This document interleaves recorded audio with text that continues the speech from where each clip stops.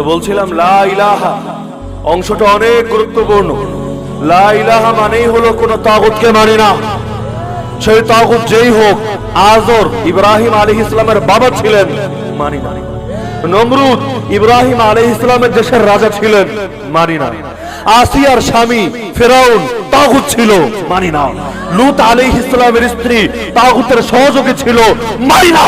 নূহ আলাইহিস সালামের ছেলে কেনান তাগুতের সহচর ছিল, মানি না।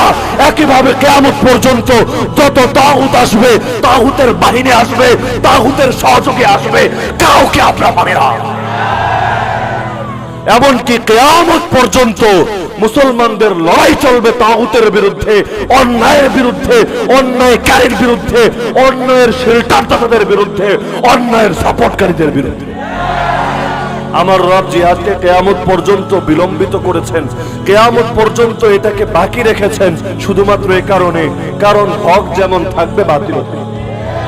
একদিকে যেমন ইবলিস ছিল, আর একদিকে আদম আলাইহিস সালামও ছিলেন। হক এবং বাতিলের দ্বন্দ্ব চিরন্তন। কিন্তু হক যদি আসে নমরুদের সুরতে, বাতিল যদি আসে নমরুদের সুরতে, হকও আসবে ইব্রাহিমের সুরতে। বাতিল যদি আসে ফিরাউনের সুরতে, হকও আসবে মুসার সুরতে।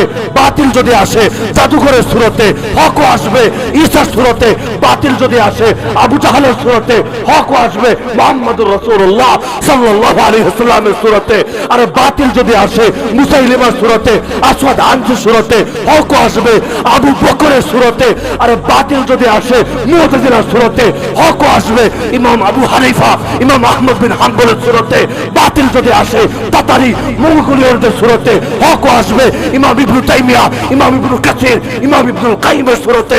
বাতিল যদি আসে নমরুদের মতো কিয়ামত পর্যন্ত যত প্রেতাত্মা আসবে তাদের সুরতে। উদাহরণস্বরূপ বাতিল যদি আসে সম্রাট আকবরের সুরতে, বাতিল যদি আসে দ্বীন ইলাহির সুরতে, হকও আসবে মুজাদ্দিদ আল ফাসারির সুরতে। বাতিল যদি আসে ব্রিটিশের সুরতে, আরে হকও আসবে শাইখুল হিন্দ কাসেম নানুতবি, হুসাইন আহমদ মাদানী, শাইখুত তাফসীর আহমদ আলী লাহোরী, হাকিমুল উম্মত আশরাফ আলী থানভীর সুরতে। আরে বাতিল যদি আসে রাশিয়ার সুরতে, হকও আসবে আফগানিস্তানের সুরতে।